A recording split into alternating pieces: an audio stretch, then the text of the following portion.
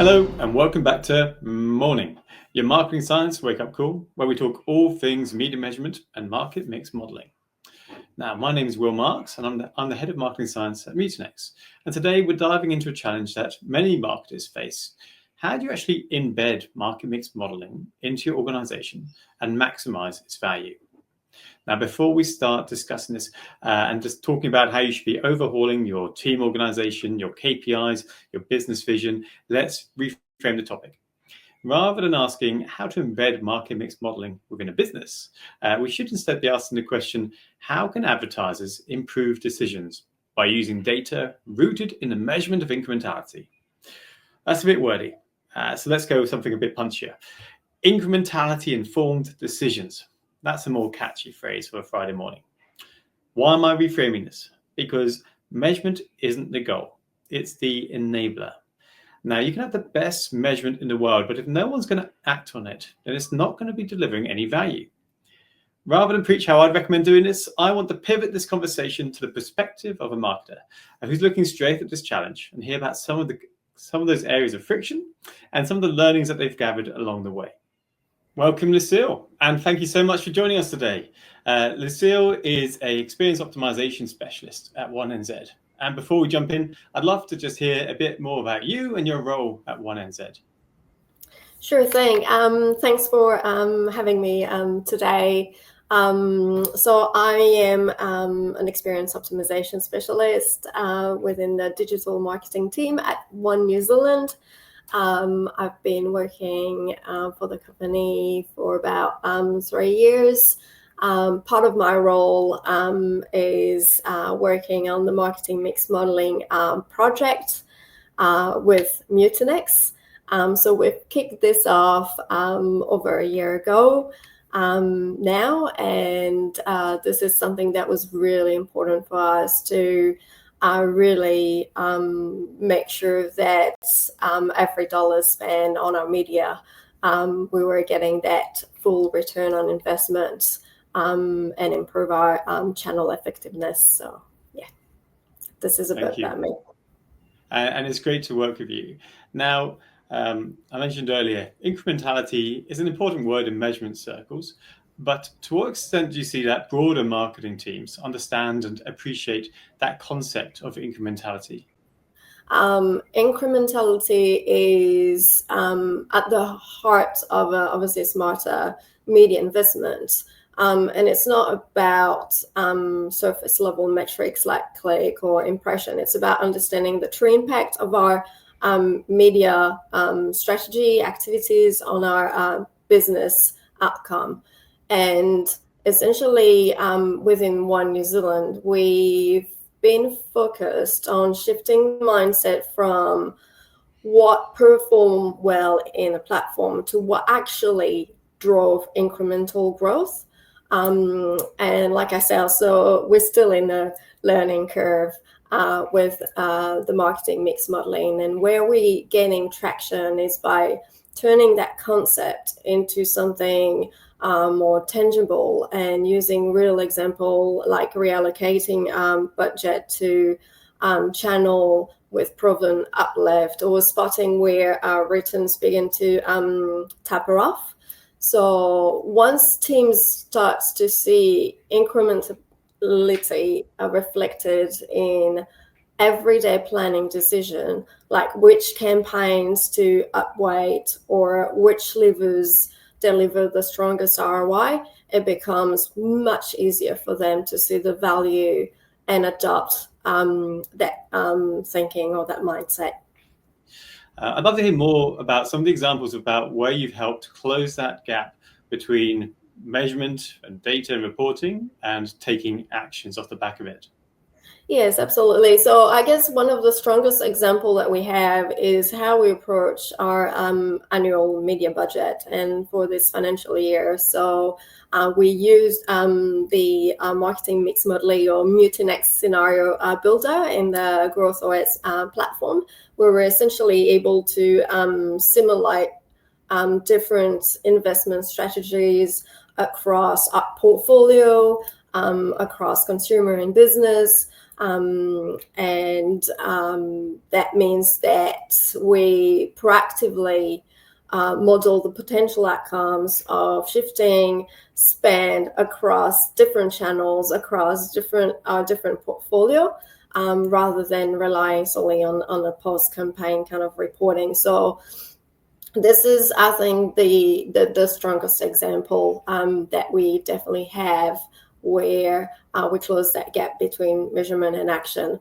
And going forward, we're working to deepen, I guess, this by aligning our marketing mix modeling insight with a test and learn approach and framework, solid framework. So we're not just modeling, but also validating and building even more confidence in the decision that we make based on our marketing mix modeling insight. Yeah, I mean, forecasting is so important. It helps turn measurement from being a backwards-looking piece to forwards-looking and understand the impact of those decisions that you're going to make. So that's great to hear that your team are leaning into Scenario Builder and the capabilities of that. Totally. But where do you feel there's still room to improve how your organization or other organizations that you're seeing are using insights and really getting the most value out of those insights? I think that we've made a solid progress in how we operationalize marketing mix modeling. And there are a few things that we working particularly well on at the moment is that consistent data rhythm. So we've built a regular cadence of feeding high quality data now into the model every month. Which ensure, essentially, that output on a monthly basis with those insights. And then we also have our monthly reporting cycles. So with GrowthOS, at the end of each month, we're jumping onto the platform to have a look at those insights.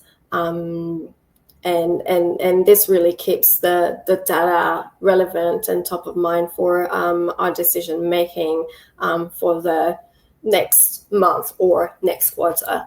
However, I think we're also aware that we still have some work to do to maximize the value from the model, like building trust and understanding. So, for example, some team members are still questioning from time to time the methodology or the results, and that signal obviously a really strong need for more education, transparency, visibility, and hands-on engagement to build confidence in how the model works and what it can and can't tell us.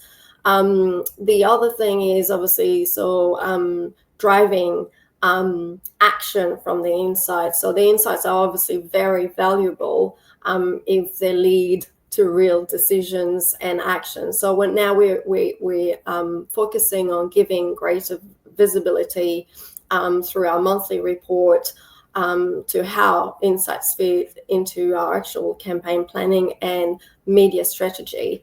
And the last one we are really focusing on this financial year is embedding a solid testing framework. So to close the loop, we're working to integrate the marketing mix modeling output into a structured test and learn framework, validating recommendation with A/B test or media upweight, for example, experiments to build further confidence and drive iterative improvement. So the long-term goal is to make marketing mix modeling really a living, breathing part of the decision-making process, not just an analytical tool, but a more strategic enabler that team really trusts, uses, and acts on consistently.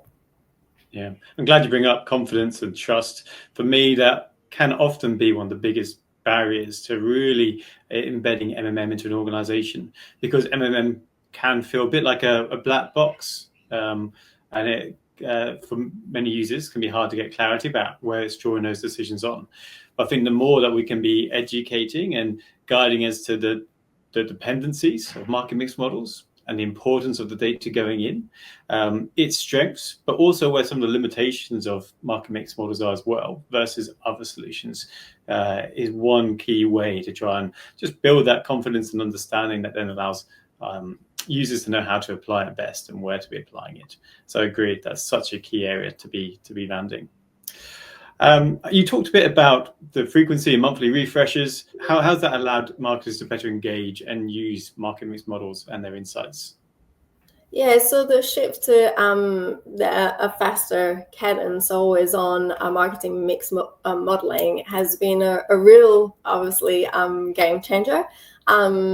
Traditionally, it felt like looking into like a bit of a rear view mirror. By the time results landed, the campaign was over and the budget was already pretty much spent.